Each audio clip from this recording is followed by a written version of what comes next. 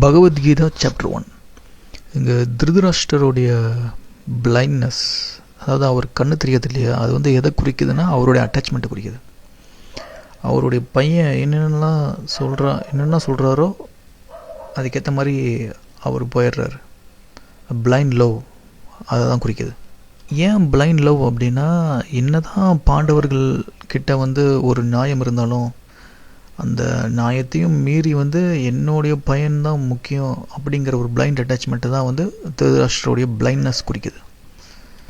அப்படி அந்த பிளைண்ட்னஸ் இருக்கிறங்காட்டி என்னென்னா, அந்த ஒரு டிஸ்கிரிமினேஷன், அதாவது ஒரு எது சரி எது தவறு அப்படிங்கிறது வந்து அந்த ஒரு டிஸ்கிரிமினேஷன் வந்து அறிவால் பார்க்க முடியாத ஒரு நிலைக்கு வந்துடும். திருதராஷ்டர் கேட்குறாரு, போர்க்களத்தில் என்ன நடந்துட்டுருக்கு. சஞ்சய் அவருக்கு வந்து ஒரு ஸ்பெஷல் பவர் இருக்குது. ஸோ சூப்பர் நேச்சுரல் பவர்ஸ், ஒருத்தர் சூப்பர் நேச்சுரல் பவர்ஸை தேடி போகிறாரு அப்படின்னா அது கரெக்ட் தான். ஏன்னா ஒரு தவறான விஷயத்தை நோக்கி போகிறதுக்கு பதிலாக இந்த மாதிரி ஒரு விஷயத்தை நோக்கி போகலாமே. ஒரு ஒரு ஒரு ஜபமோ இல்லை ஒரு மந்திர சித்தியோ யோக ப்ராக்டிஸோ ஒரு பிராணாயாம சித்தியோ அந்த மாதிரி நோக்கி போகிறதுல வந்து தப்பு கிடையாது. ஏன்னா ஒரு தீய வழியில் போகிறதுக்கு இந்த மாதிரி முயற்சிகளை எடுக்கலாம், தப்பு இல்லை.